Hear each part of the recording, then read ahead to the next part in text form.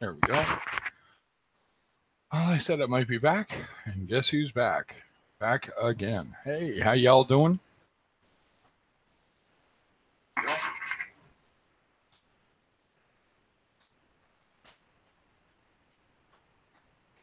Link set up here.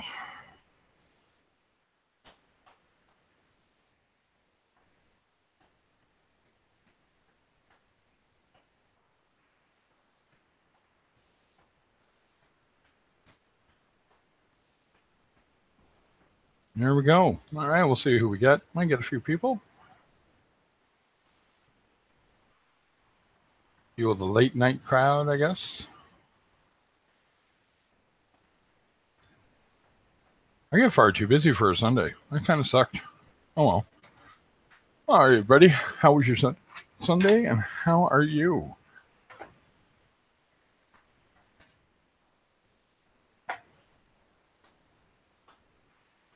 Evening, Raven. How are you, sir?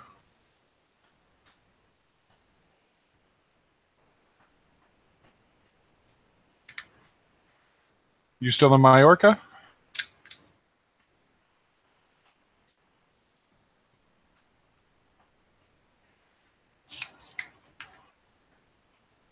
And if you're still in Mallorca, let you know, we all hate you.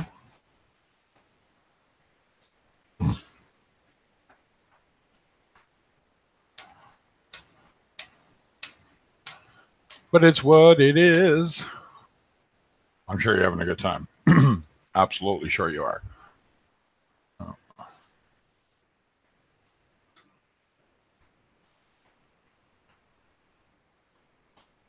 Awesome. I never looked up Mallorca. I'll have to look it up, see what to do there, blah, blah, blah. And you're going diving. Awesome. Is there a coral reef in Mallorca? Like I said, I've never looked it up, so I don't really know. Ah, good coffee.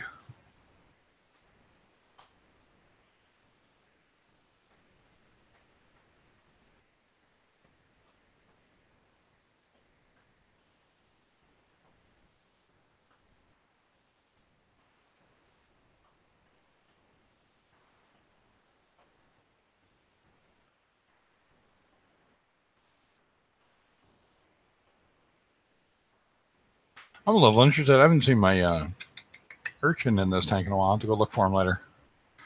Make sure he's still surviving or get him into my 120 so he can start munching some coralline. He's kind of done his job in here.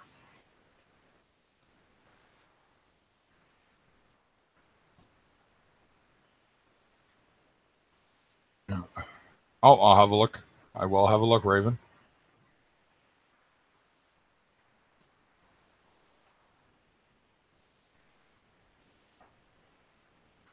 Those two clowns are idiots.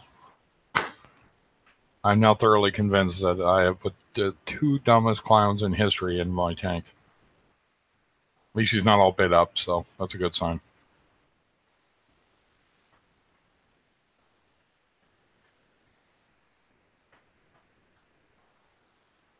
Well, I just know I'm going in the water. There could be a gazillion sharks there. I don't know, but I'm going in the water. There you go, buddy. That's how it sounds to me.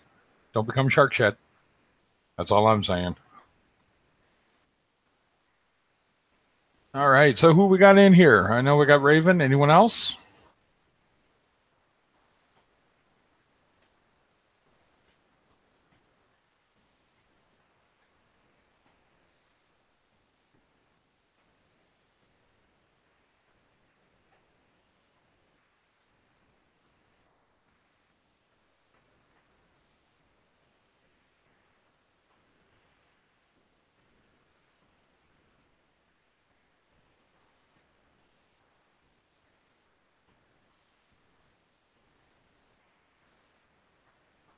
My internet going to crap again.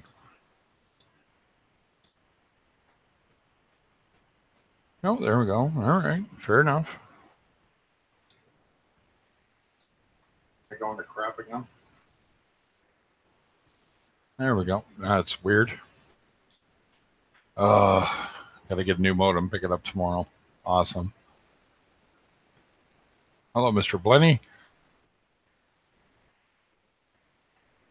I'm gonna have to start putting in some nori sheets for that fella. Give him something to eat. He eats pellets, eats everything coming in, but I got to make sure I give him good vegetative diet. So, actually, yeah, I got some Malgimax food too.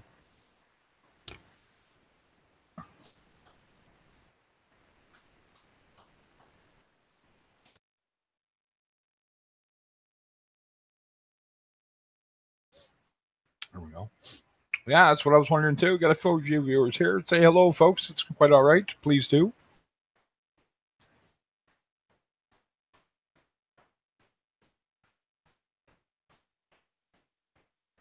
Because otherwise, it's what it is.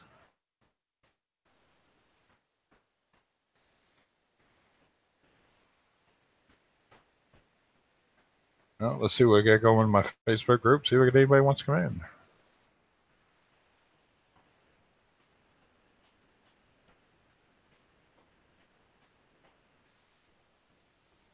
A white bump on its gill with red dots. That's an interesting question. What could that be on a fish, huh? Let's go looking, shall we? Let's check the internet.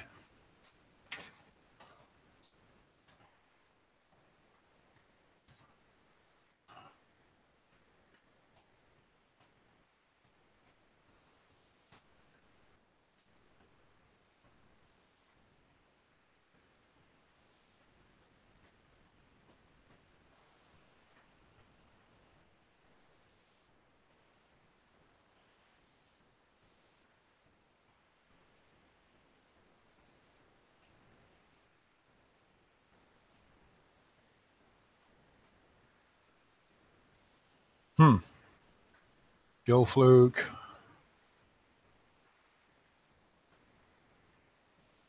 A lot of this is for freshwater. I don't know. Well, I found one. What could be causing a white bump on the gill cover of a angelfish, and it has like red dots on it?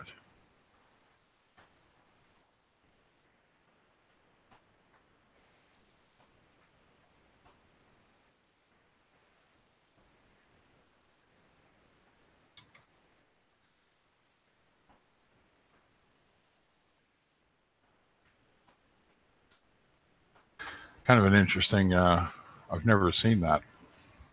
I've never seen a white bump like that.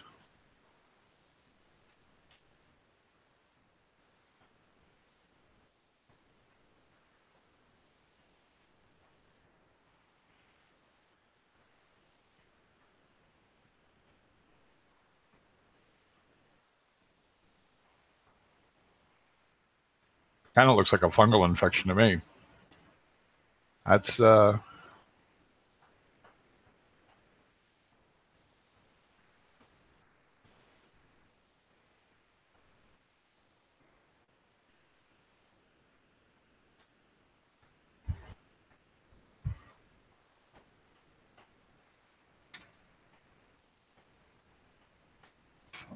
infection.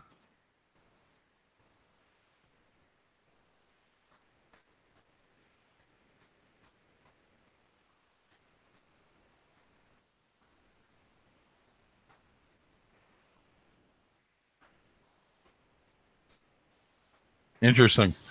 So yeah, that's what I did. I just went looking for who's got questions in my Facebook group, and somebody has a I don't know what that is. Looks like a Koran. No, it's not a Koran. Some kind of angelfish, and it's got a white bump with red dots, huh?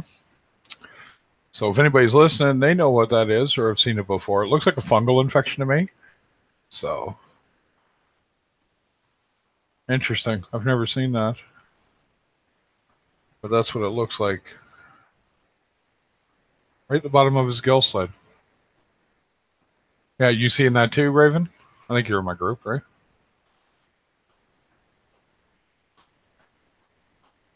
That's doesn't look life threatening, but at the same token, you never can tell.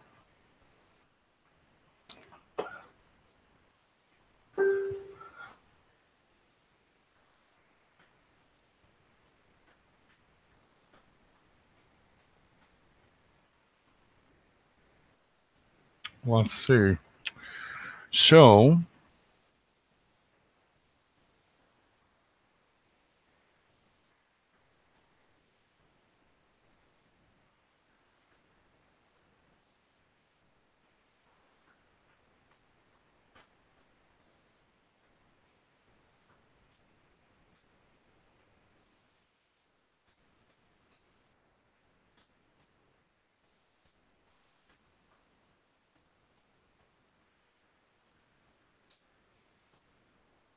out this, that's my resident guru. So, we'll see if we can get a few more people in here. Let's call in. And I wonder if. M. Griner, you rock my world, woman.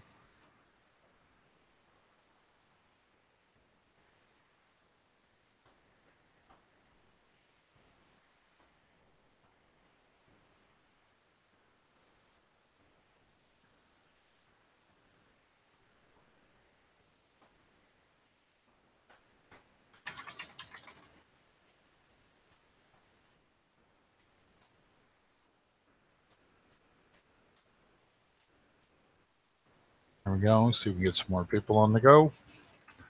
In the meantime, my buddy, though, who does the cuttlefish, is, I think his camp is at risk of flooding due to what's going on here with the St. John River this spring. So I've been watching him closely, and he's been working really hard to save that camp and some other people's homes that are along the river. And from what I can tell, it's only going to get worse because it's supposed to start raining some more.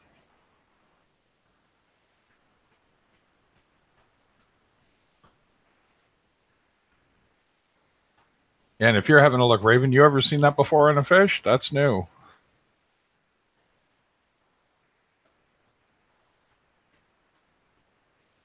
I know generally when you see a bump on a fish and it's dimpled, it generally is a fungal infection, but and he went with Tahitian black or Hawaiian black sand. Ugh. Oh well. Don't get a goby. You'll be an unhappy camper in that crap.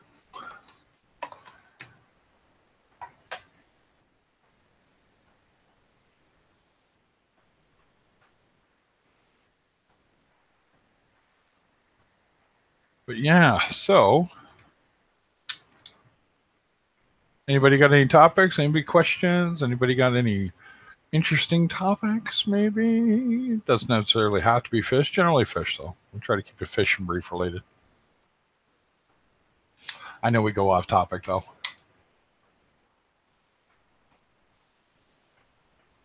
Huh.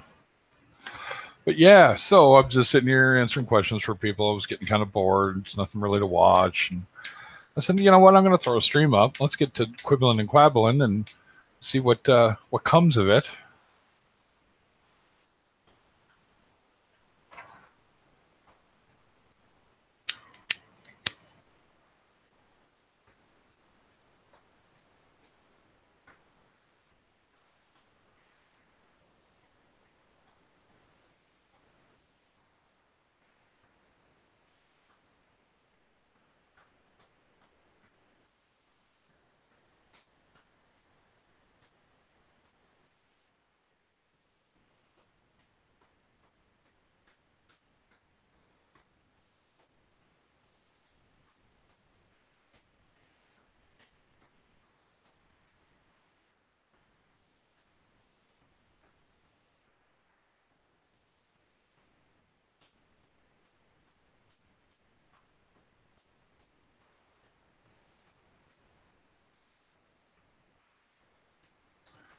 There we go.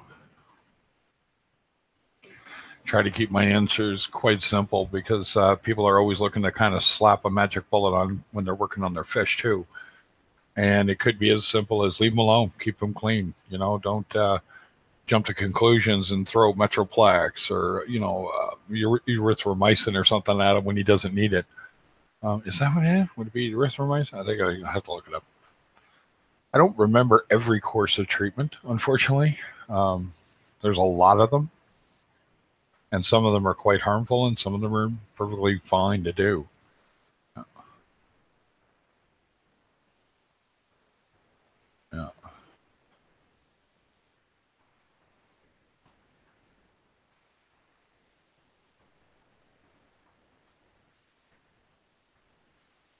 And now what do I got here?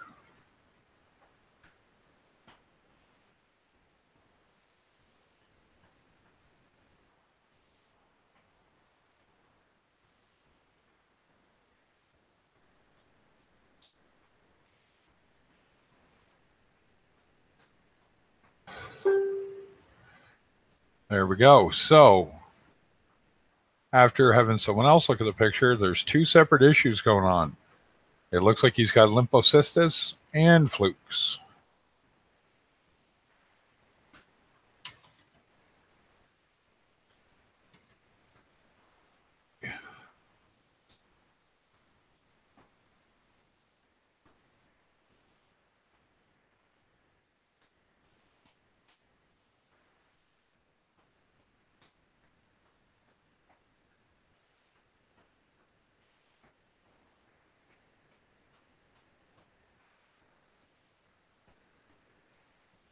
I'll show you guys what I'm talking about here.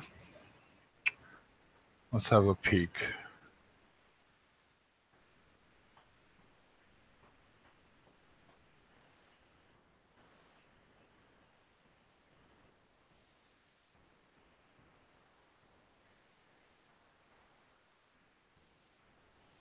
And there you go. And it's a good response for the guy already up too. So let's have a look at that, shall we? So I'm going to share my screen up.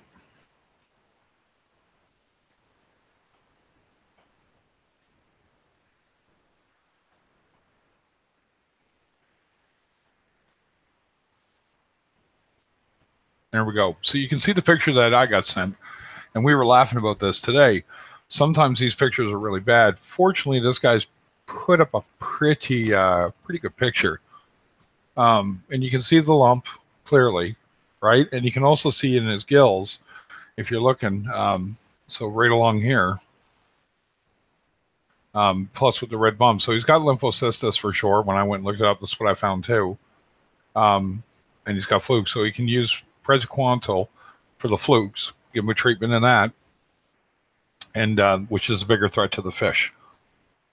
There you go.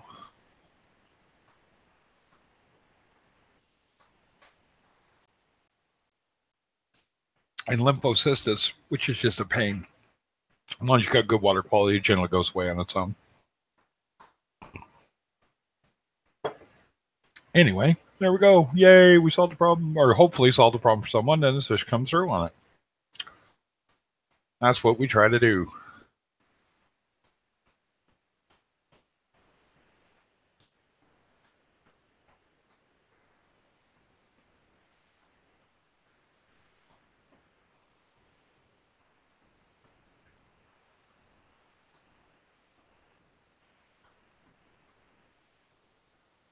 That's what I like about using Joel. He'll always come back with the EDU stuff, right? So you can read that, and he's told you what the common name is of it, so you can look it up yourself as well. And yeah. So he needs some Prazi Pro, which is readily available around here too. Yay!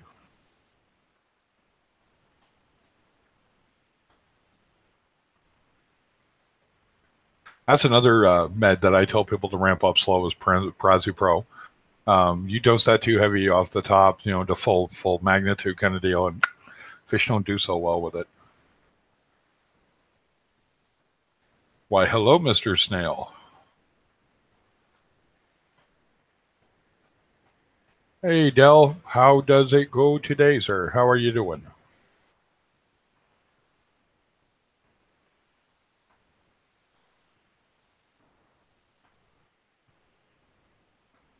There we go.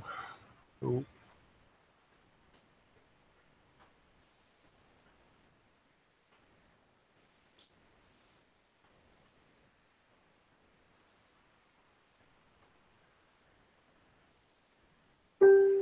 Excellent. Oh, no, what do we got?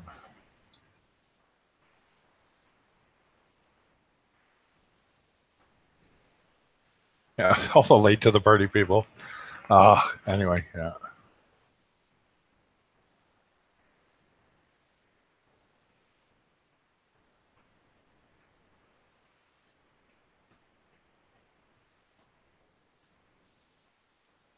Yeah, that's good, Del. Glad you're doing well. Hey, Rob, how you doing there, son?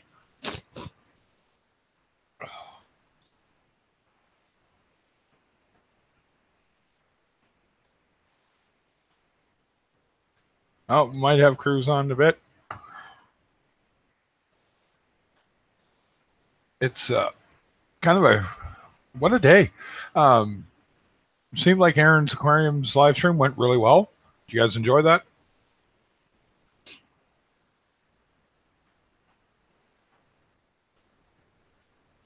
Yeah. Uh huh.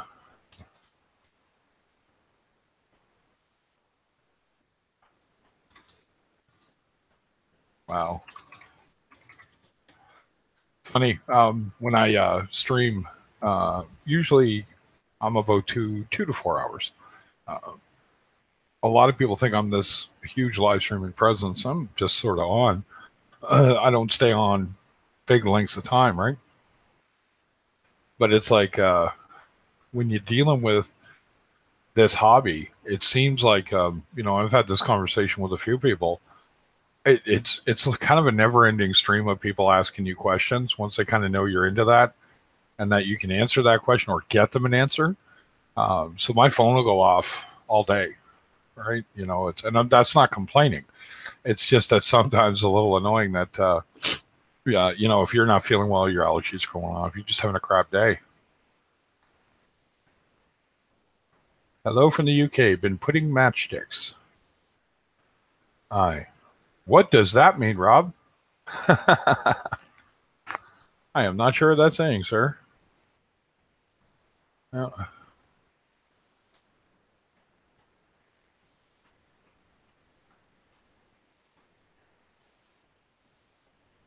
Hey, look who asked to join. Reefing with O asked to join Reefer Madness. Thank you. I will absolutely approve you to join. Then I'll kick him out. You are no longer welcome here, sir. You and your technical know-how.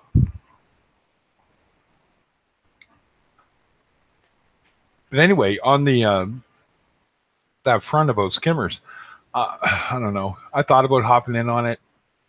I'm a big proponent of if you can get one on it, sure, but a smaller tank.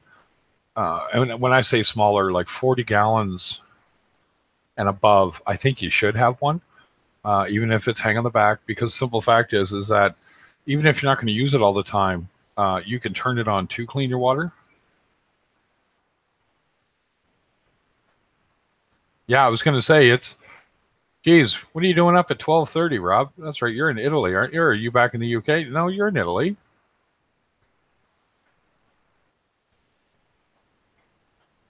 How'd your dog training go? Anyway, back to what I was saying. So I'll get a lot of strange texts from people. My fish are sick. I got ick. I get this, and ick's a really prevalent thing. Like it's more prevalent than we like to admit, because the fish come in sick, that kind of thing, and people don't quarantine because quarantining they think costs money, and you know what I mean. If you can't spend $50 to buy a 20-gallon tank and a filter and a heater, you shouldn't buy that fish. You know what I mean? That's kind of always the way I felt about it. Because unless it's a massive fish, we buy a lot of our fish small. They can stand a 20-gallon tank for 3 to 4 weeks, easy. It's always kind of bothered me, if you know what I mean. Um, I have a hard time. I feel for the fish, definitely, that got put into the system and unfortunately it's sick. And I feel for the person that's dealing with it, especially these new hobbyists. Um, and I hate to act vampirous about something and say, but we need those guys because they're the ones who get out and we buy their stuff cheap. Because now they just want out. So they're not trying to sell it, to get what they should out of it. They just want out. So there's kind of a two-way street there in my mind with it. So, you got to kind of take the good with the bad, I guess, with that. But it does weigh on me a little bit once in a while that, I'll get these heart-wrenching texts, texts from people. And they're like, oh, and the fish is, flashing and he won't stop and he's all injured up and full of all these spots, and it's like, well, that's ick. Are you sure? No, I'm making a fucking guess, you moron. You know what I mean? Of course it's ick. You know, he's in distress at this point. Well, what do I do? And you got to get him under the tank, and you got to treat him. He's in a bad way. He doesn't just have a spot on him, and he's acting normally. But yeah, what do you do?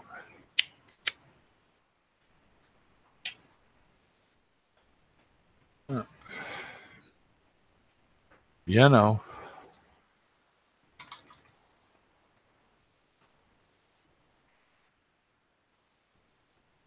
Yeah. Oh, look, you guys got a rant out of me.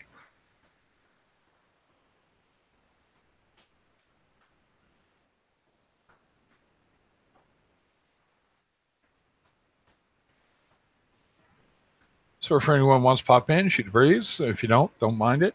It's all right. I'm just putting it out there.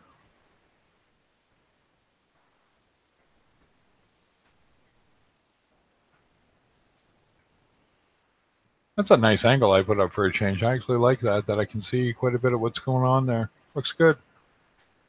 You always got to like it when your tank's looking good. It's good. It's good.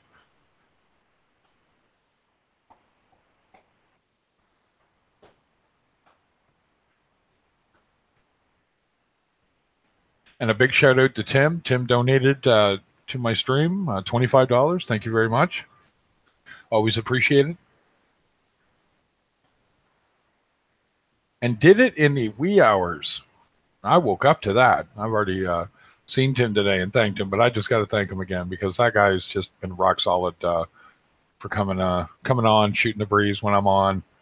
I love that interaction. Always breeds for better conversation. So.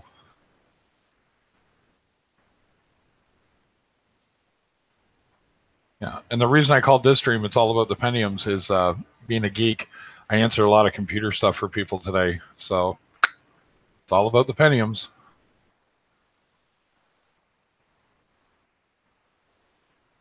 What else we got going on? Anybody else having an issue that requires my attention?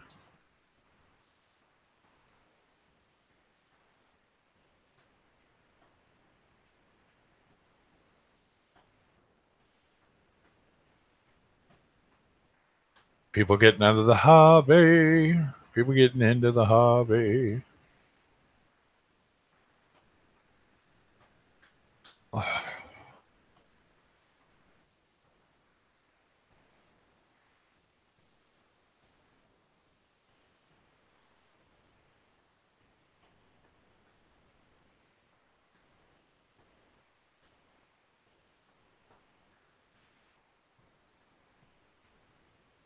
Sweet. Somebody else got a 3D printer. Gotta like that. I wonder if Reef Juice has gotten in trouble with the lady. Haven't seen him around lately.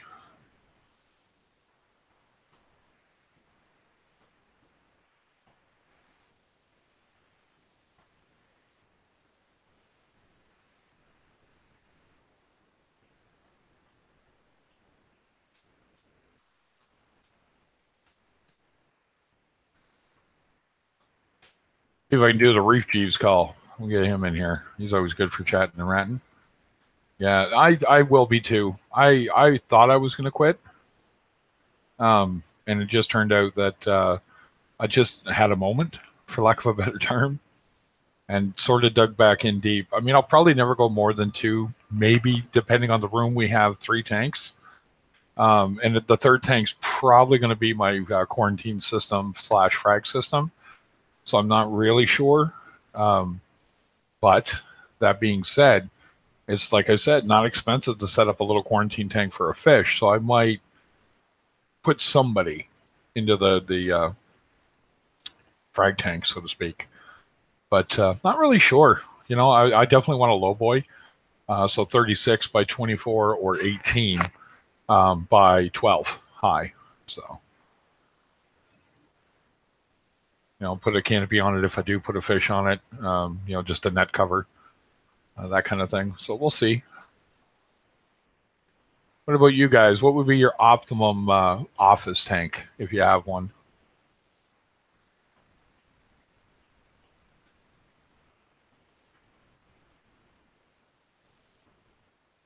Be interesting to see what you guys have to say.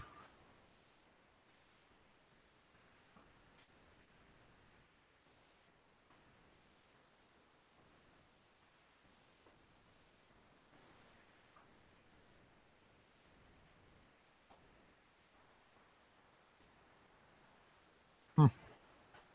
Once again, that tank's looking good. Very pleased with how my 20 is coming along.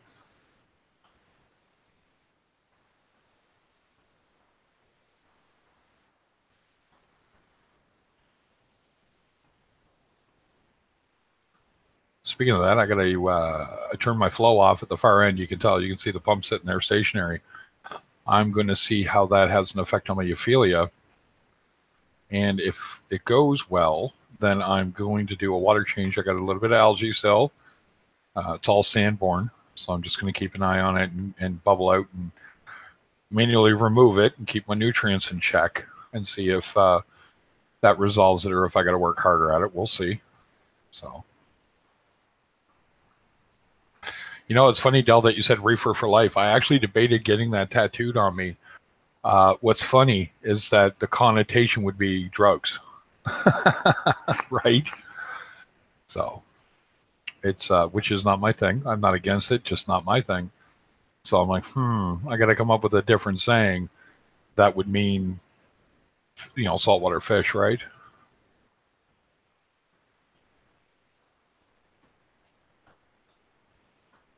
Yeah, that torch is looking good. He's not exhibiting any bad signs. I'm really pleased with that. And the other ones don't look bad. They're just not coming out. So it's like, one of those, I'll try this and we'll see what happens. And, my fish are still doing their thing. Those two idiot clowns, like I said, they're just idiot clowns.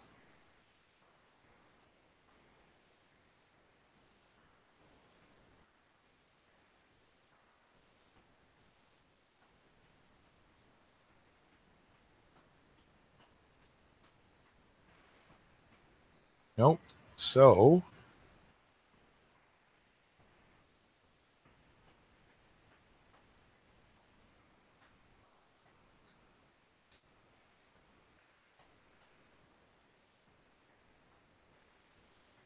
I hope Jeeves is okay. I haven't seen him in a couple of days, probably on days off or doing some family thing. So yeah, it's hard. That's the hard part with running a talk radio style. Either I got to talk a lot, which again, if I can find things to talk about, I'm all cool with. But once in a while, you just kind of get it's not really. Uh, Next stage of dog SC. Oh, for your boxer.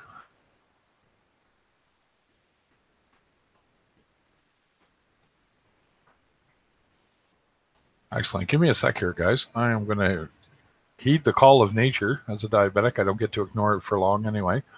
And I'll grab a coffee while I'm at it. I'll be right back. School for the next out of box. That's what you were doing. Okay, so he's getting ready for the next competition kind of deal. Cool.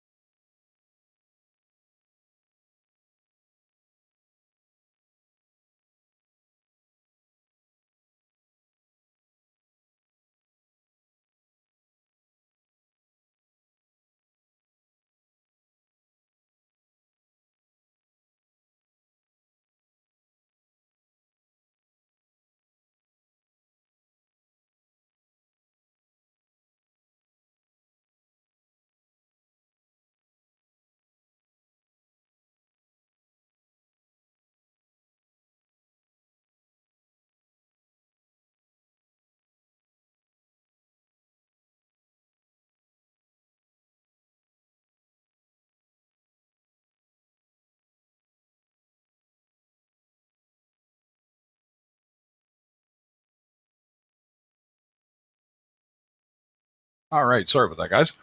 So, autocorrect's a pain, man.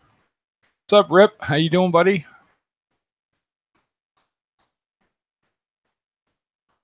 Although it's the wee hours of the morning where you are, that's for sure. Actually, it's not the wee hours. It should be the late hours or early hours or something. Next day, I think you're 12 hours ahead of me.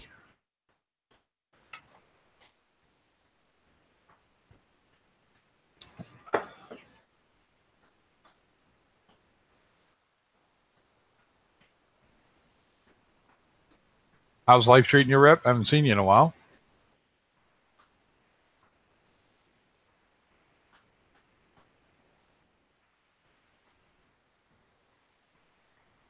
Oh, Dell, that sucks. Although, if it's getting done right, I guess, is he guaranteeing his work too? Like if he shatters your tank, you're not out your tank, or what's going on with that, Dell?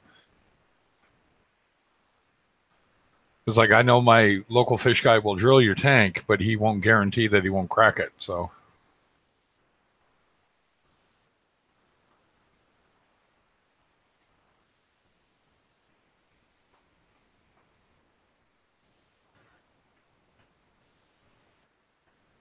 yeah, it's Monday morning for Rip.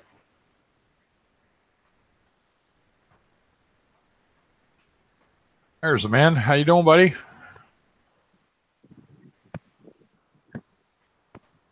Hey, good morning. Can you hear me?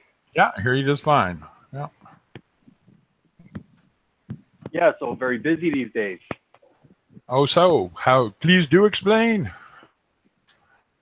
Well, I was mostly out on the water, so mostly out on a boat, and um, I'm just involved in like a conservation effort for the reef. Am I too loud? No, I'm just adjusting you. It's not that you're too loud. So getting your voice to the wind noise ratio up. That's all. Oh, sorry. There's wind here. Yeah. Is it better like this? Yeah, sounds good. Sounds fine. Okay. Yeah. All right. Yeah, I have a fan here. It's like it's already like almost, it must be about 85 degrees. Oh. and, Yeah. and it's morning. So just involved in a conservation effort, and most of the time I've been out on a boat and like away from my place for the most part, or just come back and go again. So right. Yeah. Yeah. So that's the short answer. The short answer. There you go. Yeah, Dell. There's a lot. Could be a longer answer. Yeah. No, I'm just saying hi to Dell. So if you want to go into long answer, Rip, go ahead, man, because I know you're actually directly involved in our hobby. Yeah. Just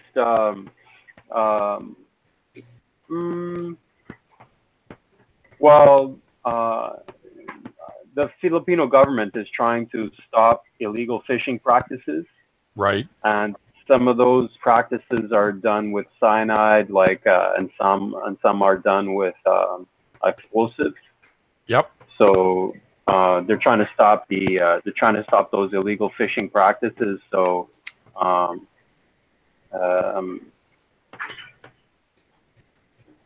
I've actually been observing what's been happening. So I'm just choosing my words here. And there's an effort. Basically, there's an effort to stop the use of using explosives because they're actually making IEDs to do that. Right. And so they're making it as like a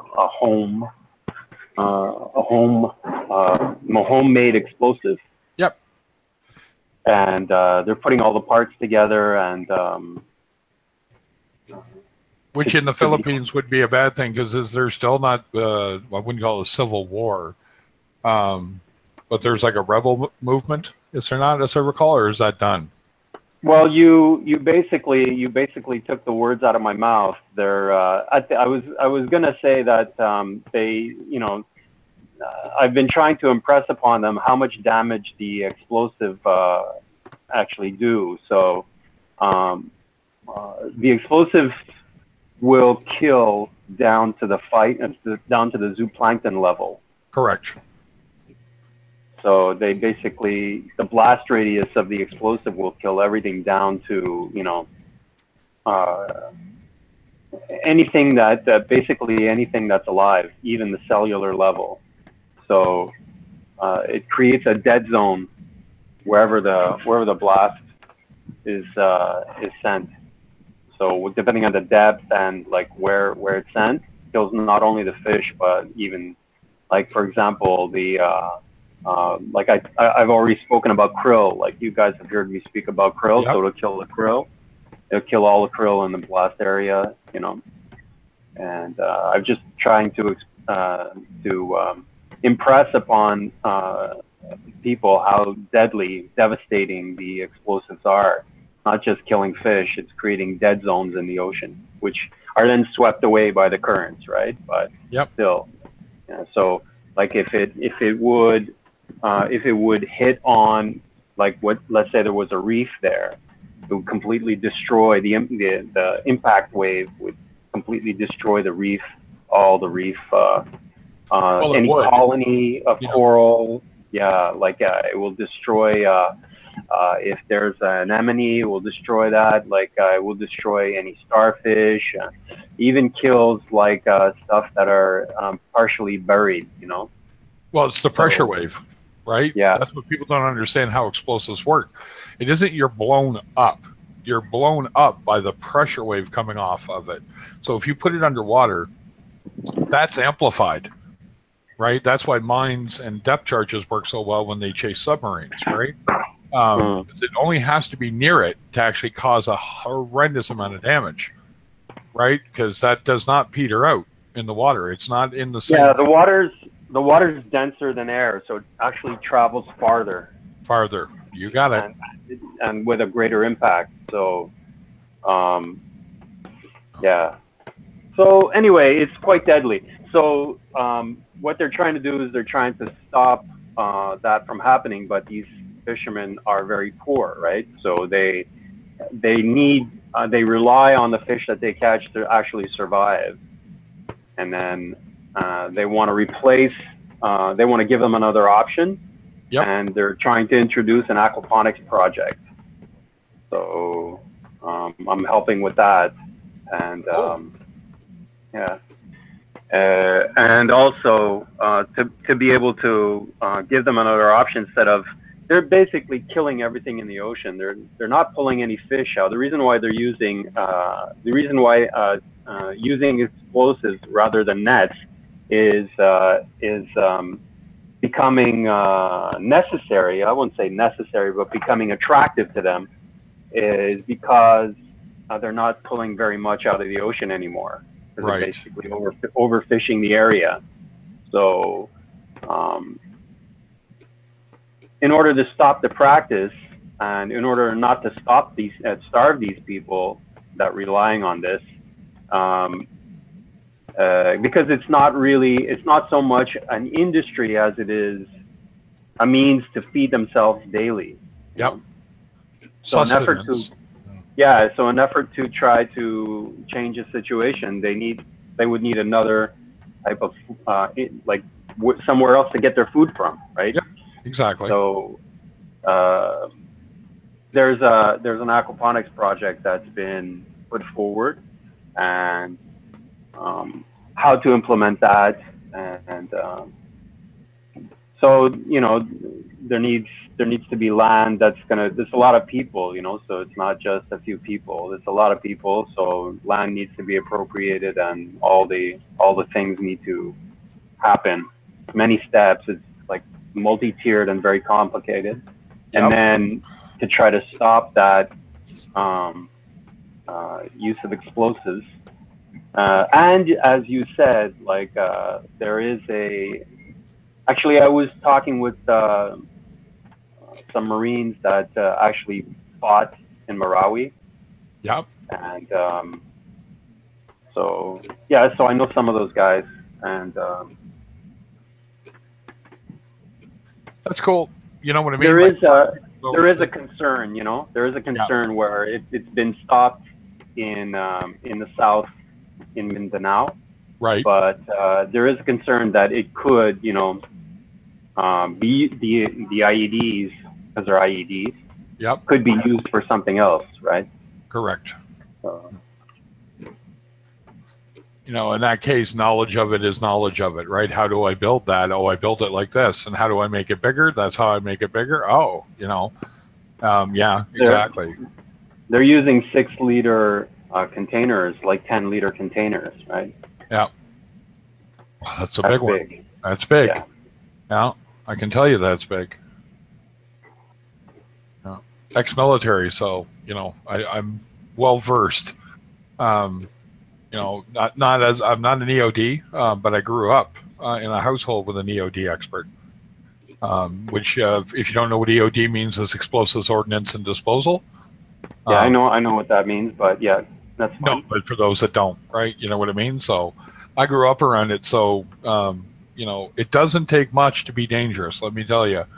Oh, you could put a firecracker and, like, you know, close your fist tightly around a very small firecracker and blow your fingers off. Blow your fingers clean off, because gave it nowhere to go, and it's got to go somewhere. So that's how, you know, look it up. It's not hard science to understand. But yeah, so hey, Del, you popped in. How you doing, brother? Good. Excellent, man. How's the tank? Well,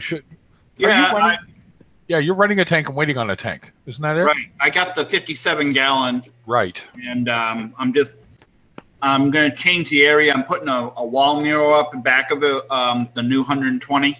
Right. That's it. The mural. Yep. And just getting stuff ready, not hurrying. You know, I'm doing everything right. I'm going to keep the 57 kind of like I'm going to take the corals out, but I think I'm going to keep that like a display refugium. Okay, yeah. And maybe keep some softies in there, whatever, some, you know, potato, and maybe get a manna shrimp, or, you know. Absolutely. Why not? You know what I mean? If you have it and it's available to you, do it. You know what I mean? Like, I have a 10-gallon quarantine system that I set up, because I only buy one fish at a time. I don't go out and buy all kinds of fish, you know. So, and I got my filters, one of those filters with a UV sterilizer built right into it. Plus, oh yes, yeah, yep. So it does the job really well, and do hyposalinity. I don't like to try to use copper if I don't have to. And I put my fish down to hypersalinity that I put in there, and matched up, and then put it in there for, you know, a couple of weeks with the UV sterilizer as well, and see what happens then. And then if the fish looks okay, after about a month, throw it in the fish tank. Yeah, exactly. And if you start off clean, you keep it clean. You know what I mean? Like, yep. I was talking to the fellow I know that I think he's going to get. You know, we'll see. You know, if he suffers through it and figures out that, you know, it was his own, you know, for lack of a better term, stupidity that led to his ick outbreak. It's like you ordered a fish from a place that's a long way away. You got the fish looks sick, and you still put it in your tank. What were you thinking was going to happen, right? And I get it. You know, that's different than going to your LFS, seeing the fish, he looks healthy, everything looks good. Now you just take a calculated risk. You know what I mean? Yeah. But if he already looks sick, I mean, come on, you wouldn't have bought him that way. But because you ordered it online, yada, yada, yada. You know, it's not expensive to set up a quarantine. And generally what I'm finding, and I'll be honest, this is really what I'm bumping into, is spouses who are just not into this. They don't understand why they're doing it. They don't understand it. They don't explain it to their significant other why they're doing it. And to them, it's just an expense and a pain in the ass. My wife absolutely loves my tank. She don't care to go into a pet store with me, you know, an LFS or whatever, because I'm there forever. You know, but she loves it. And the way I'm doing this one now, you know, getting the mirror up and back and just kind of really doing it nice. I'm getting my tank drilled and doing the 16-inch ghost overflow. Bean animal. I got a 40-gallon breeder from Petco when they had their $1 a gallon, and I turned that into like a Triton sump. Oh yeah. Okay. And you know, just getting everything going. And like I said, I'll use copper if like after 4 weeks and I still see the fish flashing even a little, then I'll try to do a little copper dose. But I haven't had to do that. With the hyposalinity and, you know, the UV, I haven't had a problem with ick. And there you go, right? So if you keep a fish long enough, okay, the way, you know what, let's be definitive, right? Wow, I whacked my own keyboard. Everybody there? There we go. So, you know, definitely a Canadian, I talk with my hands, right? You know, I was thinking about this the other day, and, you know, I try to be nice. I try to be Canadian. Rip will tell you, it's a Canadian thing to try to be diplomatic and polite. But there just comes to a point where it's like you slam your beer down, so to speak, like, listen, bud. You know what I mean? And I looked at this guy and I said, okay, nothing I'm saying you are listening to. I swear to God, you're paying me lip service. And he just kind of looked at me, right? And I said, listen, I said, if you're not going to pay attention, you are going to screw up your tank all the time. And he just kind of looked at me. I said, look, I said, these fish and these coral are depending on you to keep them alive. I said, what, do you think there's magic involved? You just set it up and everything's going to be fine. There's all kinds of things for us to check. I said, if you're going to willy-nilly do this, I said, you're going to get willy-nilly results. I said, and trust me, they never look good. Yeah, and like you said earlier about spending $20 on a fish tank, you know, to save the $150 fish. Yeah. It's a no-brainer. It's don't say to me, you know, if you've got 700, you know, effing gallons of water and, you know, and you've already got all these fish and everybody's healthy, why would you throw a sick fish in your tank? Yeah, and it can be manageable even if it's in your tank, but it's like that marine velvet that will just wipe you right out. There's that. There's flukes. There's a guy I was just dealing with earlier. He's got lymphocystis, right?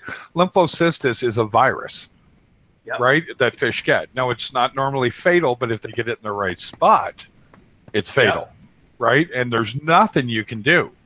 It's all water environment, you know, so that's where a UV sterilizer does come in handy. Now, remember, UV sterilizer is only going to hit about, I think it's 5 to 30%, depending on the size. But that's still, go ahead. Yeah, I think I'm going to put a UV sterilizer on my 120. Yeah. You know, there's more pros than cons to it. Just preventative, you know, redundancy. Exactly. It's just a preventative thing, right? If you've got the space and the money, why not? You know what I mean? It's I want to do this up right, and you know, I'm not, like I said, patient. You need patience in this hobby because I even when I don't have a fishing quarantine, where it's only 10 gallons, I just get rid of it all, clean out my tank really well, fill it back up, and if I buy a coral, it stays in there for 8 weeks. You know, go longer. Give it 90 days. Yep. The reason being is that we know the life cycle at least stretches that far for some of them. And that's where, and here, man, oh man. So the guy's convinced. Like the nudibranchs and stuff like that would come off it, or bugs, or, you know, pests. Right. Because it'll let you monitor it closer. Right. If you have your corals in a 20 or a 10, and you got a decent light, and you just sit there and wait, and you get the red flashlight out at night, you're going to see it. You know what I mean? You're especially going to have a chance to catch that and know it's there, and it never made it in your system, right? And then you can go at it in a way that either one, you get rid of it, or that coral just stays there, because you're not going to want that in your system, right? About the worst thing I've had in my tank was Astorina stars and those little pyramid type snails that would like eat your clam up. Vermidid, I think. No, not the vermidid. No, not vermidid. They're just the little tiny pyramid snails, and sometimes you'll catch them on your bigger snails. They kind of like, you know. Yeah, they're a parasitic snail. Yeah, I think I know what you're talking about now. Yeah. You know, they're really bad for clams, especially, and that's what I really want to run. Yeah. So my wife's a big fan. I'm not. Right? But they're great for your tank. I mean, they're also a good filter feeder. I mean, you know. Yeah, they are absolutely.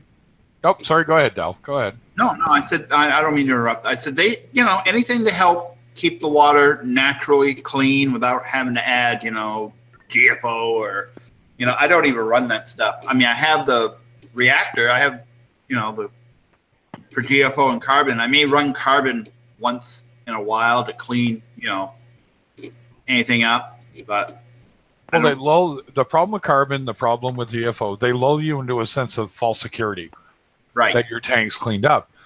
Now, there are reasons to run it. If you're a heavy feeder and you know you are, then you should be running it, right? Yep. And I have a mixed reef, but I don't have like a lot of leathers. You know, I have a couple, but most of it's SPS and LPS. Right. Yeah, you're like me, mixed reef, total mixed reef, right? Oh, I have total mixed reef, and you know,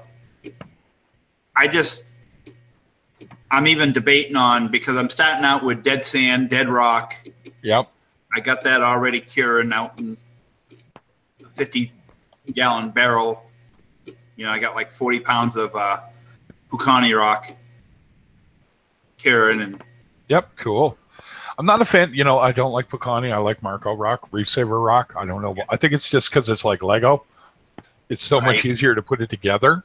But I understand. Together really, really well. I mean, I'm gonna, you know, take it out again and you know, put it together and get my aquascape going. I got a mock-up of my tank, and I want to, you know, get some kind of a decent little aquascape with plenty of. I don't want it so dense that you can't get to the stuff that goes underneath your rocks and stuff. You got it. You got it. Yep. You know. Yeah, my design's going to be, if I can't get a 1/2-inch hose down there. Yeah. I don't want it this time, right? Like, right. I can clean my 120 well enough. My 120's just reached a weird, it's almost like it went old tank, but without the hydrogen sulfide. It just kind of is in this, the rock's old. The rock's 3 years old, right? Okay, that's not that old, but it's been through hell and back with bubble algae and other things that have gone on. So I've been kind of looking at it going, well, I kind of want to do something different. My rockscaping tastes have changed. I really want a much more in-depth, you know, rockscape, right? So that's what's coming. That's hence that's another thing with the donations is I want to get dry rock. I don't want it ever to have touched water. Right. So that mine touched water, but I just, like I said, I'm not starting out with live sand. I'm starting out with dead sand. Yep. Dead rock. And I'm just gonna, you know, go the 8 weeks cycling, and just put like some, you know, Dr. Tim's or ATM whatever colony in there to get the bacteria going. Yep. You know, and you know, start do it like a clownfish or something. Okay, well you can do that. Yep. I think that's probably where I'll go. Is I'll put my 2 clowns in to kickstart the tank. Yeah, like I said, 120 is big enough that it ain't gonna really hurt the. Not 120 gallons. No, it'll wash out too quick. Plus, I have a mature sump, so the trick is to get myself to that point. Right? Go ahead. Go ahead. No. I don't mean to cut you off. No, you're not. I have too. I mean, it's like 2 years old. Yeah, and that. Yeah, right. Skimmer and Chato. That's it. Yeah, I've got a ton of stuff in my sump, right? You know, I've got this, that, and the other thing. So what I'm thinking of doing is trying to get a hold of some max spec biospheres. Yeah. And I'm going to put them in the sump, and I'll put them all around everywhere, right? Just let them do their thing. And then what I'm going to do is when I move, I'm going to remove the max spec or the Marine Pure block that's in there. It's gotten a little old. It's probably just basically full of detritus. I'm going to clean and filter the water in the sump, so pump it from one end of the sump back through and just clean that up, right? And then that's set up, and it's got all the Max Spec BioPure balls. I'll put them all in the one spot, which is my refugium for the most part. Set everything back up again, and then basically redo the tank. You know, I'll clean it. I'll have the room to clean it, that kind of thing, blah, blah, blah. So I was kind of torn. Like, do I redo the rock? And if I do the rock again, then I can keep the bubble algae out. You know what I mean? So how do I keep the bubble algae out? I go buy another 20, and all my coral go in there for 90 days while I watch them, right? No ick, no nothing gets in my tank, right? And then that's also where my fish go, right? So it's kind of a dual purpose. So if I do build a frag tank, that takes care of my inverts and my coral, inverts period, right? Snails go in there. Snails don't go directly in my tank. I buy my snails, put them in there, let just watch the, 90 days tick. Now they can go in here. You know what I mean? And keep track of that, right? And I have a program I can use to keep track of that. And it'll tell me it's been 90 days since you did this, right? And I can then safely assume, remember, we're still just assuming, we're finding things out about it on a regular basis, right? But as we know it now, that should be good enough. And then I still have a place to treat fish if I have to, because there's going to be a couple of new fish. I'm sure there will. I don't know for sure, actually. Maybe. But we'll see. But right now I'm more interested in building up the fundage to do some rock, get a new pump for the 120, because the Eheim Eco 2000 I'm running it's just not there. You know what I'm saying? It's getting old. The Jabo 1500 there, and that thing's a beast. The 15,000 or 1500? Two on my 57. Right. Oh yeah. Okay. Yeah, I've got a 3,000 on my 20. Yeah. And it's great. It's not that strong, but it's strong enough to get the water up and pull it through at a good rate. Not as much flow as I thought it would be, but it's pretty good. I think CJ's got the 1200 or whatever, and he runs all of his stuff right off it. Yeah, he's got a 12,000, I think. Yeah, and I got the 15. Oh, you got the 15,000. Yeah. Oh, you on a 57 gallon? You must have that ramped way down though. Yeah, like on 1 or 2. 1 or 2. Yeah. Okay. Yeah, because the 3,000, I have it on 71%, and that's pretty decent. I could ramp it all the way up because I don't have the other pump going, but it seems everything's moving just enough in there, so leaving it. Why would I do anything else? Right. Yeah. Be prepared. We're watching. Yeah. Go ahead. Nick on a aquarium cabinet solution. He says that BioHome is better than the spheres because it's kind of like the detritus and stuff, and all that stuff can blow right through it, so it doesn't really, you know what I mean? Instead of just get clogged, it doesn't really get clogged up. Yep. He was on a live stream with Aaron one time talking about that versus the biospheres. Remember, though, they're not talking about the max spec biospheres. They're talking about the marine pure spheres.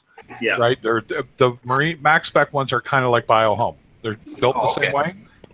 So totally different. Yeah, no, exactly. Right. I mean, don't get me wrong, but I'm starting to wonder if that's where my nutrient load's coming from, is all that dead, dying bacteria that is in the marine pure balls. Right. Or brick is now clogged the channels up. It's no longer doing its job. Right. You know what I mean? That's what they're talking about. And it's like, yeah, that makes sense when you think about it, because it's going to happen. It's going to build up. You know what I mean? Because they have a finite lifespan. Right. And I've never had to buy any snails. I've gotten like 12 crocus snails like 2 years ago, and they breed in my tank like crazy. I just had one doing that the other night. They're squirting away up front. Yep. The crocus ones are the ones that they're really good.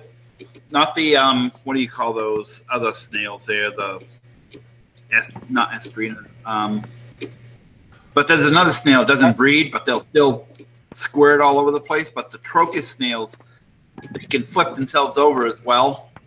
Generally so, yeah. Yeah, and I find them in my sump all the time, which is kind of a pain in the butt because occasionally it will clog my skimmer up. One will get in the hole there.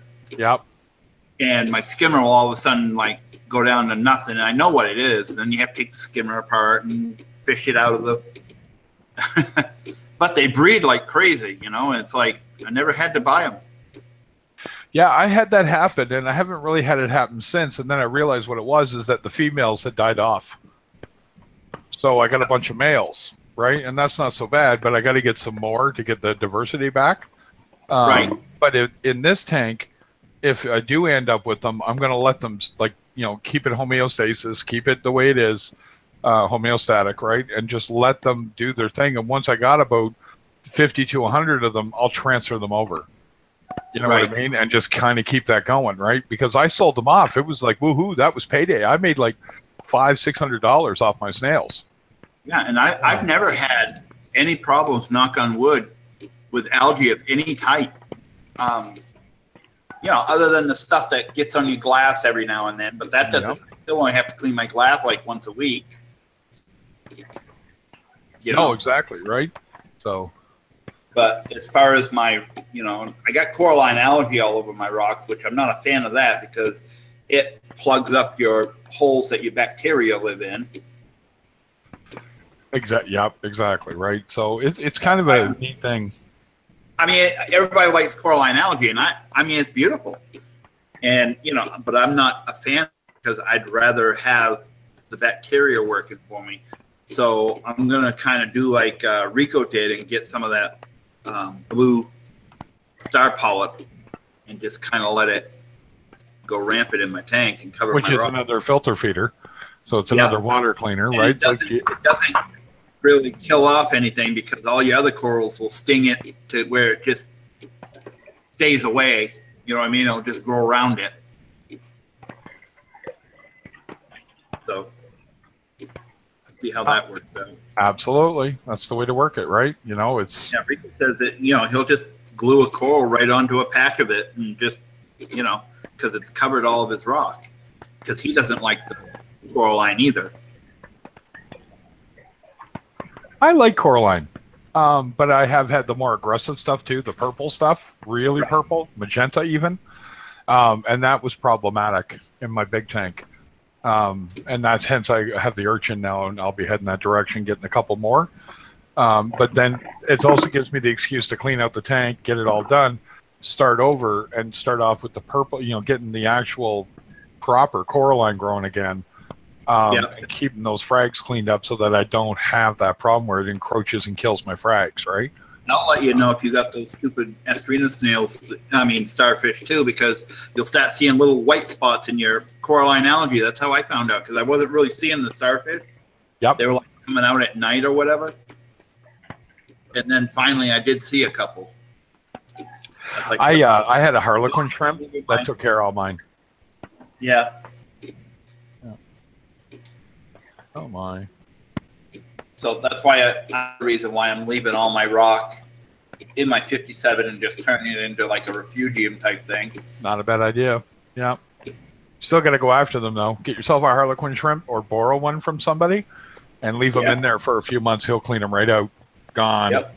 Yeah. And I'm thinking about getting like a dwarf manta shrimp, one that doesn't really get like huge. Yep. And they're cool. Alex G's got one now. He's got a spear style one. Yep. Yeah. Not a fan. Love them. And I love watching Z Frank. Weird, true facts about the manna shrimp. That's like one of the funniest things I ever watched. Did he just lick his eyeball? Right? Yeah. You're freaky, Mr. Manna shrimp. I've got one. Yeah. Who's got one? I've got a mantis. I've got a mantis shrimp. Oh, it was a hitchhiker that I kept, but I'm not really a fan. Not really a fan, unless you have a tank that is dedicated, like a species-only tank dedicated to them. I find they hide and they're not really worth it, just my opinion, just saying. Yep, no, and it's true, right? Manna shrimp, unless it's a peacock mantis, and even then, they hide more. It's almost like they know they're brightly colored and can be picked off. You know what I mean? But it's one of those things that if you're into that, as long as you have the means to take care of them, then why wouldn't you? You know what I mean? So I think I can see both sides. Personally, I don't want one. But I can see why somebody would, because they are really interesting when you do see them. It's like yashigobis. Same thing. Yashigobis, you never see them half the time. You know what I mean? But people love them, want to get them. I get it, but you're never going to see them. I have a pistol shrimp and a yellow watchman, and he comes out more. I mean, He comes out quite often, actually. The shrimp you don't see as much. But. I see mine all the time. All the time. I got mine's right in the front glass, and he just comes out, and you see the hole. He doesn't really go anywhere else. He just kind of stays there, and every now and then he'll come out. I have the same. I have a tiger shrimp and a yellow watchman gobby, and you rarely see the shrimp. The shrimp is like almost, I don't know, he's gotten to be almost twice the size of the gobby. Yeah, mine's huge.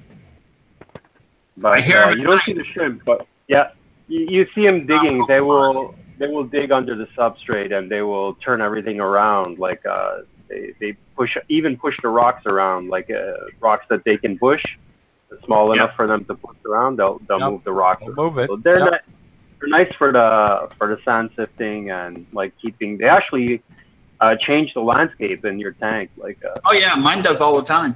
Yep, absolutely. And I have a sand sifting starfish too that kind of goes through my sand. So that's pretty cool.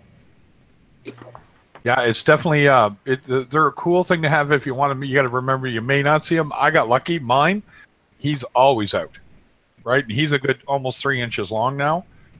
He's bigger than my goby, but she stopped being a yellow watchman. She's now that banded. You know what I'm talking about? The kind of gray and white color with the blue spots. So she went female.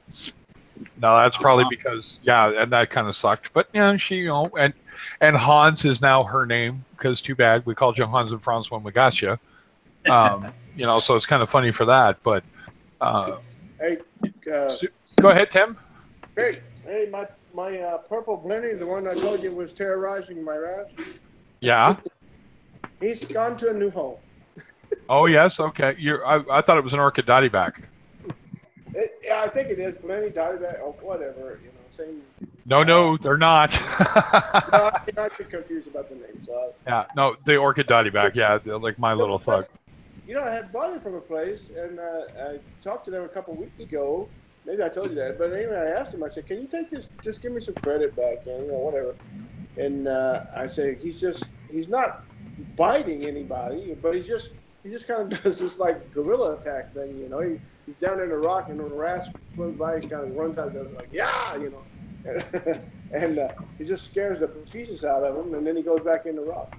So, and he said, "Yeah, bring him back in. I'll give you store credit." Well, my this is an ongoing thing I have with my local LFSs. They just decided to close one day without telling anybody. So I get the fish, put it in the bag, take it all the way over there, and the store's closed. Well, I was going to my friend's house, like I told you before, Mike, who helped me with the tank. And I was telling him, I said, Mike, God, he actually likes the store. I said, I went there today and the store's closed, And he says, what kind of fish is it? And I took it out, and he says, can I have it? And I go, he's all yours, Mike. He's all There you go. He has a big tank, 180, so he has one wrasse, so I'm hoping he doesn't. But hopefully he doesn't become a guerrilla warfare thing in his tank. So I just gave it to him, and along with the laser that I gave him today. So he's kind of happy about that. Was he all thrilled about the laser? Yeah, he's like geeking out. Yeah. He promised me it's 915 Mang. He's close to. I said, when you get that going and it works on your Aptasia, I said you got to promise me to do a YouTube on it. He said, I will. So, so I said, check out Mark Milan, and because it's the exact same one that he has, so you can see how to use it on there, and then give us a report and see how you do with it. Yeah, exactly. So there you go, folks. Check out 915 Mag. Yeah, great guy. Just absolute best. Yeah, guy. I've been sub to him for a while now. Yeah, great. Just nicest guy. He helped me out so much. I don't. All my calls would have been gone if it hadn't been for him. What can I say? Great guy. Yeah, awesome. That's awesome, right? Like we tried to do that here. Like I said, that person put up the picture, and it seems to be like I'm the pest parasite guy here. You know what I mean? It's like something goes on, and they message me first, or they'll go to Reefer Madness first. And it's like, that's Craig. He'll know what it is. That's Craig. He'll figure it out, right? It's like, oh man, look, I love your guys' confidence in me, but you're wrenching at my heart constantly because you show me how your fish are all screwed up. Yeah. You know what I mean? And so it gets a little bit to be a bit of a bummer, but I've helped more people survive their problem And and I was about to go on a big rant, and that rant's still there eking in the back of my head, right? About these people that won't spend 20, 30 bucks to buy a tank, to put the fish in and treat it, and stand there and just, be the most useless thing you've ever seen. And they're like, what do you mean? I'm like, you have the ability to correct this right now. Yeah. Right? It takes a little effort on your part, a couple of bins and a little time, right? And you can correct this problem and put everybody back, and that problem is no longer there. I said, but you're not willing to, and you're being inept at this point, right? And some people don't like it, but it's like, listen, it's a harsh truth here, man. They're relying on you. Your husbandry is all they rely on. Yeah. You put them in a glass box, you got to take care of them. Come on. Sure. And it's not Finding Nemo. They're not going to figure out how to get out of the tank and say, screw you, buddy. You know what I mean? And on top of that, it's a long way to the Pacific from where I am. So, how about me? Jesus Christ. Yeah, you're right. It's even better. What's that thing slithering at us? Yeah, exactly, right? Yeah. But, yeah. Go ahead. Oh, you'll be back. Okay. But, yeah, it's like, it's just one of those things that some people get it, some people don't, right? They're you can only lead a horse to water. You can't make it drink's the saying, and it's true. We can only say so much about, hey, here's the way this is going. This is your choices. And they won't even use any of those. They'll go with choice B or choice C, which is nothing. And just stand there and, furrow their brow in a vain attempt to understand what's happening in their tank, and you've already told them. Yeah, but Craig, people, do what they want to do. You know what I mean? Like, you can't really tell people. No, and you can't tell them. Exactly. And so it comes down to a lot of patience. People just don't want to be patient. They got that beautiful fish. They want it in their display now. Yeah, I gave up on that a long time ago. Like, people are gonna do what they want to do, So, the only thing you can do is when they ask you a question, you can answer. Hey, Cruz, how you doing, buddy? Yeah, hey, Cruz, what's up, buddy? You want to just hear the big loud F word come out of me, when I'm frustrated. Yeah, but right? Why should you? But Craig, why should you, buddy? Well, it's not a matter of that. I'm on your side, Like, I'm on your side. I'm not. Right. I'm not like against you or something like that. Don't think like that. But no. I'm not talking about you. Why should you care? Why should you care? Because you know what I mean. It's not your tank. Right. Well, I'll give you the for instance. The best that for instance, right? There was a fella, and he was keeping extremely large fish in a very small tank. Okay? Now, the LFS guy said, I'm not the fish police. It's not my job. And I had to agree with him. It's not. He's there to it's a business. He's got to make money. And if this guy's willing to come in and pay full price for these fish, who's he to say you can't have it, right? It would be nice if he did, but again, he's not the fish police. So this guy basically ran himself out of the hobby. And I got to say, now for the honest part, most of his fish survived. They're in other people's larger tanks now. And I thought about that, and I thought, you know what? I'm kind of okay with that because I've kept fish for a little while and sold them onto bigger tanks. So it occurred to me that I think our problem with him was just his idiotic understanding of what was going on. You know what I mean? It wasn't that he was keeping these fish. And I said, what's the problem with that? Right? I kept a tank that was eventually going to have to leave my tank. You know what I mean? And when he got big enough, I said, you know what? It's time for him to leave my tank. And you'll have a big problem if you come down here. I'll tell you that. I hear what you're saying, but you should see, like, there are fishing here. They're pulling everything out of the ocean. And whatever they don't need, like whatever they can't eat or don't want it, they're not throwing it back in the ocean, even if it's still alive. They're just throwing it on the sand on the beach, and that would just kill me. So and this is like not like the replacement for. That's what I was telling. The replacement for the reef. Like, there's no reef. The replacement for the reef is, guess what? Giant jellyfish. 2 foot across jellyfish, where the fish are, the smaller fish are hiding within the tentacles. and there are many, you know. So when they're putting like 4-kilometer nets out, and they're getting everything. Yeah. They're beaching the nets, like beaching each end of the nets, and they're drawing everything onto the land, you know, and they're pulling everything out of the water, and it's very destructive because the smaller fish, like there's a point at which the fish are just too small to eat, you know. But Yep. when they catch those fish, they're very sensitive, so they get killed right away. They have no tolerance for, like, they can't be handled or anything like that. Yep. So what happens to all those fry? You know, well, they kill the next generation of fish that would be, right? Yep. Exactly. So it's extremely destructive. All those jellyfish are removed. So all the haven for the fish to hide in, it's all destroyed, and then actually all the fish are removed in a 4-kilometer area. Yep. Because the nets are 4 kilometers long, 4 miles long, and you know, so you would be. Oh yeah. I think you'd have a hard time with that. You know? Oh yeah, of course I would. I'd be standing there going, "What are you doing? Why?" You know what I mean? And that's just it. That's where conservation, I understand it, because that's destructive bycatching. You know what I mean? Like that's, you know, one of those things. And it's the same thing when we catch the guys. Destructive bycatching, exactly. Right. You know what I mean? You guys don't understand what you're doing. You're not going after a certain fish and then throwing them back. Well, they understand what they're doing. They understand what they're doing. They just don't care. Yeah, they don't give a shit. It's the same thing with in Hawaii. You know, as hobbyists, a yellow tang is a tang to be kept in a tank or kept in the ocean. They're a bycatch for fishermen in Hawaii. And you'll go to the dock and there's 600 of them laying on the dock. Why didn't you throw them back? Well, we get cut up when we do that. We'll wear a glove, you know. Yeah, it's the same thing. It's the same thing here with the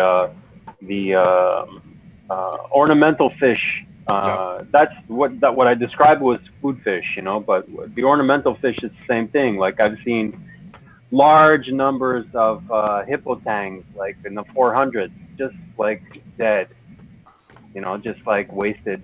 Yeah, because they're mishandled. So you know, that's where everybody can agree that we got to do something. It's a matter of coming at it from a direction that keeps the fishermen happy and makes us happy, and we minimize that damage. That's the hard part. You know what I mean? That's people don't realize. Yeah, people don't realize how destructive it can be. You know, yeah. Like. But yeah, you'd make a lot of enemies if you say something. So I feel the same way you do, but I have a long patience. Like if I get mad at that, or if I try to lead by example, but I think I'm mostly regarded as a kind of dummy, like or idiot. Like why is he throwing this crab back into the ocean because it's still alive? You know, so. Yeah. Why is he taking the 10 steps to go throw it, make sure it lands in the water so that it can, you know, crawl back to where it needs to crawl, you know? So. No, exactly, right? You know what I mean? It's one of those things that you see, you have to look at both sides, and then you got to find that common ground. And sometimes one side just isn't willing to give, or both sides aren't willing to give. And then you wind up with like a stalemate, for lack of a better term, right? I think you have to have a thick skin. Yeah, and you got to have a thick skin. You should see it here, Rob. That's what really blows my mind is when you go outside, look up Saint Pierre Miquelon, right? And the French love fish. We all know this.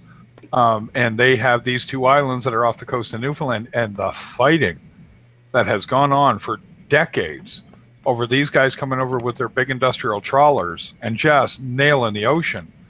And we end up paying for it because then they restrict the cod industry, they restrict this, and we know it's them. Absolutely know it's them fishing without regard, right? And we're calling them deep drag nets. You know what I mean? These guys are pulling everything they can out of the water.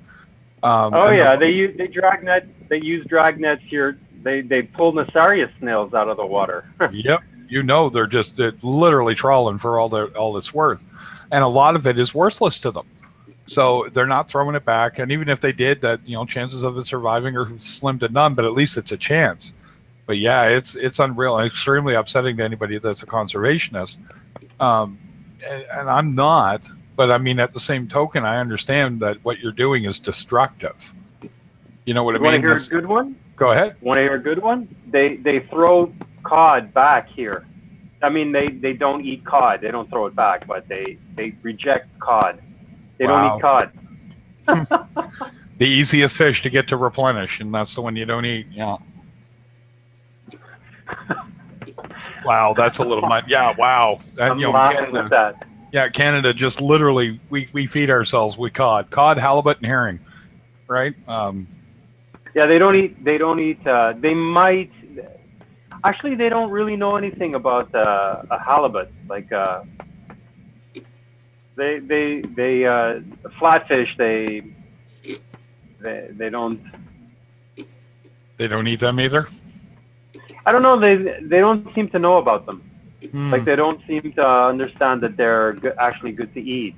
Like it wasn't made clear to me that they were good to eat. You know, so it's like they're not sure what's this fish. Like I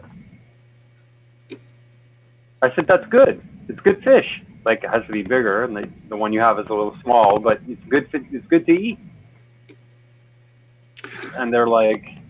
So, Rob, are you talking about what I mentioned, St. Pierre Miquelon? Rip. No, Rob in the chat. I'm reading my chat, bud. Okay. Yeah, I try to keep track of everybody in the chat. St. Pierre Miquelon is owned by France, and that's who regulates 200 miles. But the problem is 200 miles to one side is where Newfoundland is. So there's this real weird thing going on where technically it's international waters, and that's what they'll do.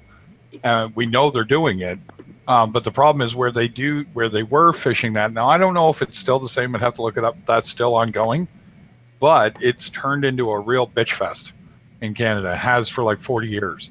That we know they're doing it, and when we're talking about it, I'm not talking about 2 deep sea trawlers. We're talking about 200 that are fishing that area, and even Maine gets upset about it because they're hitting basically right next to the Grand Banks, which is where everybody goes to fish, and we fish there, and then we stop and let it all replenish and then go back out. They don't care. They just year round. And over on the West Coast, it's Japan that everybody gets upset at. That's where I live, is in Maine. I'm in Belfast, Maine. Oh, is that where you're close to me, buddy? Well, I mean, close enough. I'm right next to you. I'm in New Brunswick. Oh, yeah. Yeah, and it's like, you try and explain to people what's going on here, and they don't get it. Like, I love it when they call it Maine lobster, and us in Canada are saying, you're talking about our lobster. It's like, it's the same lobster.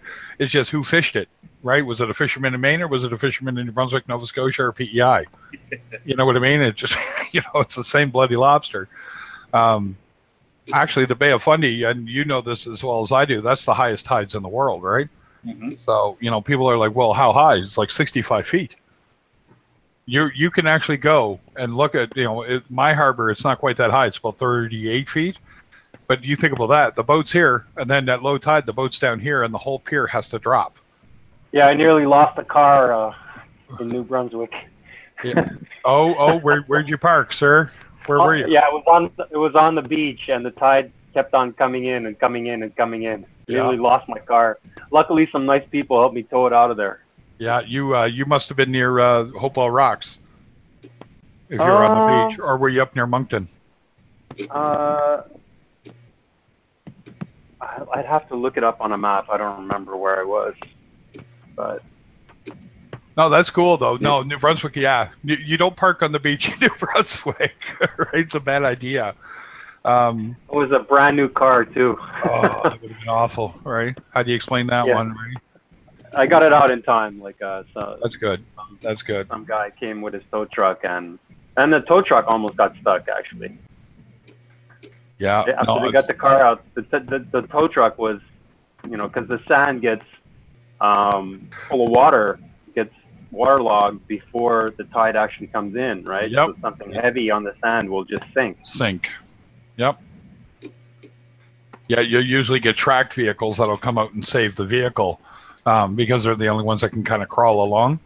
But yeah, it's dangerous here. There's actually islands that will sit, and they're about 65 feet up in the air, right? And then during high tide, they're just an island. When it's low tide, you can walk underneath them. It's pretty wild. Yeah. Yeah, we just lost one. One of the islands just finally eroded so far underneath. Was called Elephant Head, and it actually fell. So one of our famous landmarks is now no longer there. And I said, well, of course it's not. It got that way from years, hundreds of years of erosion. The other ones are going to fall eventually too. Yeah, and then the shoreline will change, and we'll end up with new ones. It's the way it works, man. That water does not care. It's going to keep doing what it does. Yeah. Tide comes in, time goes out. Tide goes in, tide goes out. That's the way it works, folks. Yeah. For now, anyway. But yeah, so got a few more people hanging around. How you guys all doing out in the chat area tonight? I know Cruz is lurking. I saw LMZ.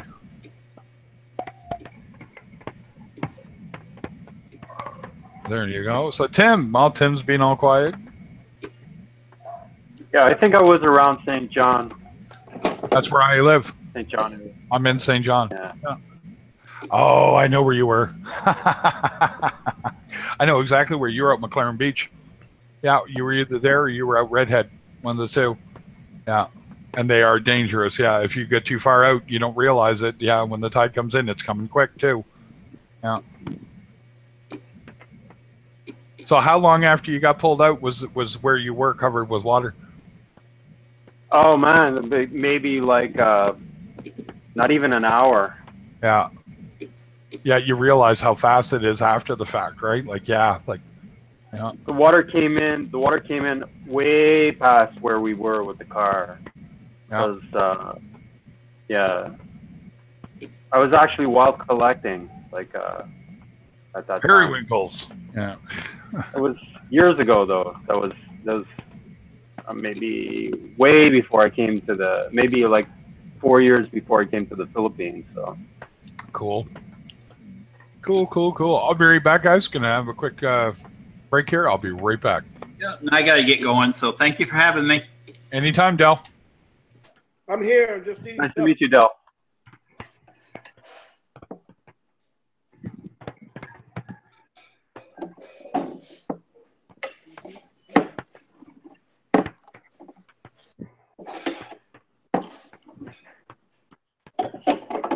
Looking at where I was, I don't see any campgrounds here. I was at a campground.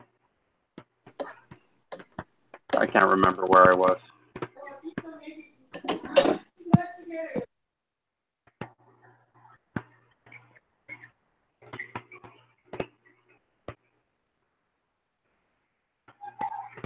Hey, Cruz, are you going to jump in here? What's up? I was just asking Cruz in the chat if he was going to jump in here, but he's not answering me, so maybe no. I'm here, but I'm eating supper right now. That's fine. Morning for me, so. Morning. Wow. Where are you at? Did you say Philippines or something like that? Yeah, Rip's I'm in the Philippines. Yep. Wow. Holy cow. Yeah, that would be right here about, let's see, 5, about 9:30, 10 o'clock in the morning, something like that. It's 7:30. Yeah. 7:30. And my wife is Korean. They're always like 14 hours ahead of us. Something like that. Yeah, it makes it weird to give a phone call, right? You know what I mean? Like, yes, Rob, I am in Canada. I'm in New Brunswick, right where Riff was talking about almost losing his car. The minute that he said that he was in St. John, I know which beach he was talking about. There's two, right, that can happen to you. And actually, the signs only just went up in the last 2 years. And I'm thinking, why weren't those that were there when I was a kid? And it would warn you the tide comes in, and it comes in fast, and it can strand a vehicle hours ahead of time, because it saturates the sand underneath first, right? So because the tide's so high, because of that, right? So you'll look at a beach, and literally on high tide, the beach is like, 45 feet from where you're standing at the scrublands to the water. But when the tide is out, it's hundreds of feet laterally, right? So it's really amazing to see it. But the problem is, you get your car trapped out there. Guess what?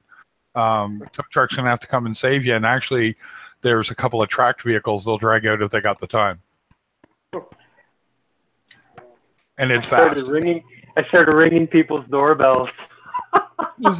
Yeah, I know exactly. I where was like, I was like panicked. I was like, my car, my car.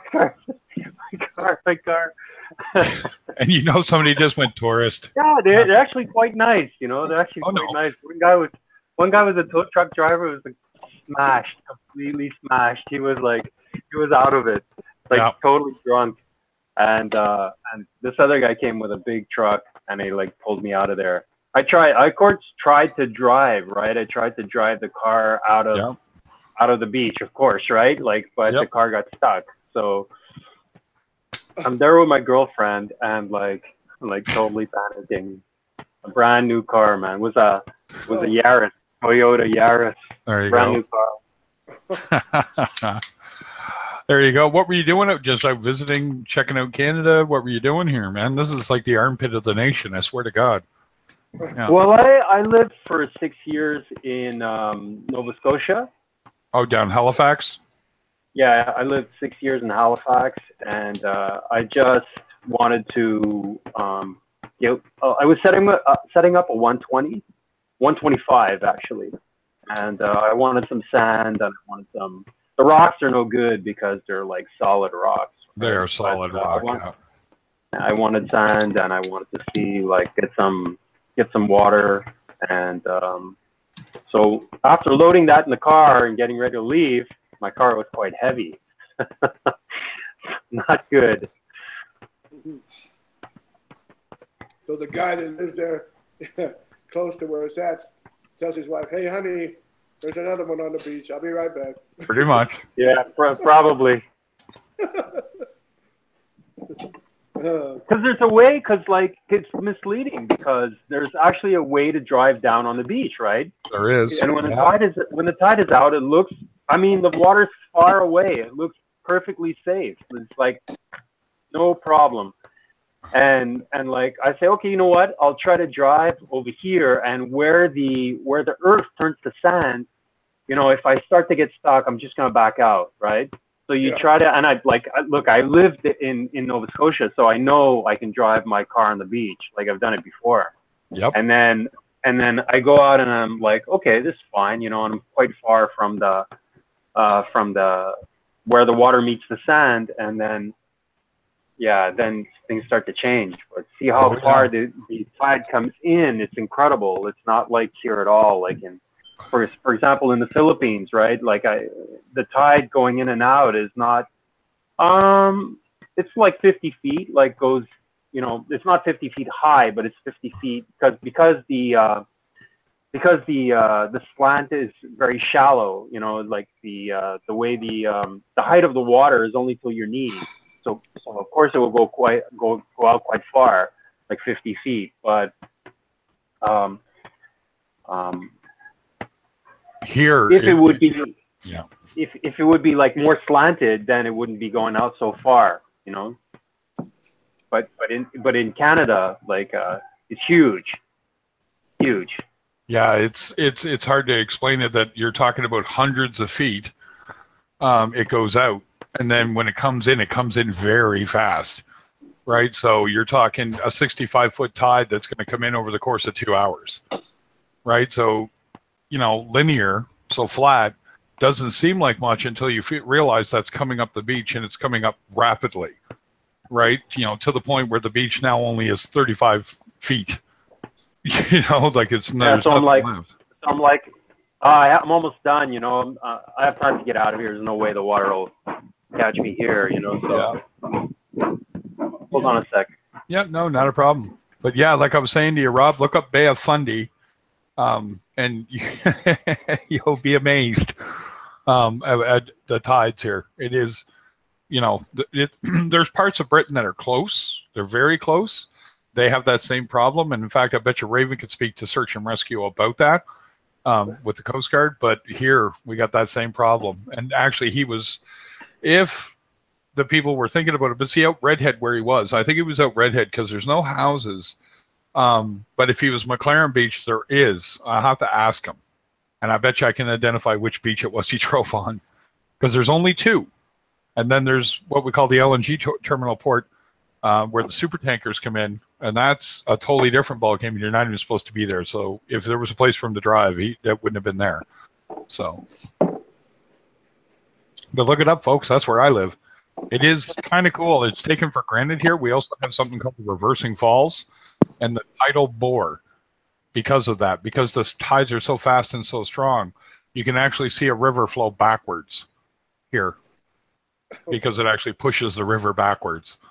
And then you have the reversing falls, which is where the St. John River, which is a very large river, and that bay meet. There are certain times where it's just a violent, turbulent mess going on, and then it'll go slack, and then and that's when boats can go through. Is of course slack water, things like so you can go from the St. John River to the harbor, things like that. Don't put St. John's because that's over in Newfoundland. You got to put St. John and New Brunswick. Yeah.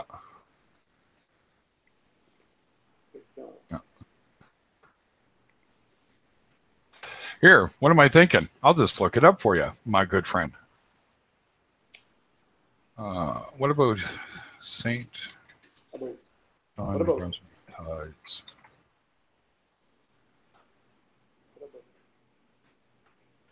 Yeah, the tank looks pretty good this evening. Like it. Like it.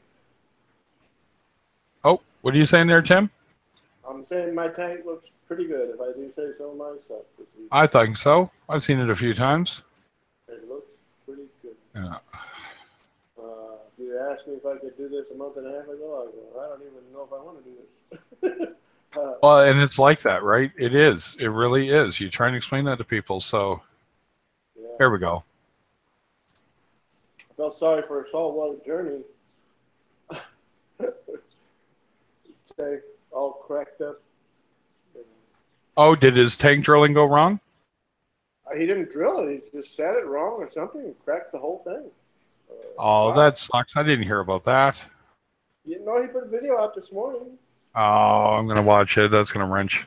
It says, I'm done. It's like the Reefer. The Reefer. We're all saying, I'm done. That's it. No more. Yeah, that's the Reefer. That's the Reefer cry. That's what that is. Yeah, I'll have to talk to him. That sucks. Yeah, Always sucks. Nice guy. Yeah. And he seemed to be doing so well the other day when I was talking to him. Yeah. So I know his kids were all sick. He was dealing with that, and then I'm sure he was trying to keep himself interested and got into that, and then that happens. That sucks. He's in Sweden? He's in Sweden, yeah. Yeah. So, but all right, folks, I am going to cut it off. Right. I've been asked by a friend to go, geez, man, that's 3 times today. I've had to jump off and go help somebody.